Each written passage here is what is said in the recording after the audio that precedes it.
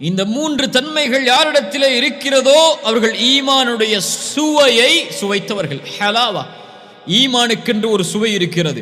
யார் அந்த சுவையை சுவைத்தார்களோ அவர்கள் இந்த உலகத்திலும் மறுமையிலும் வெற்றி அடைந்தவர்கள்.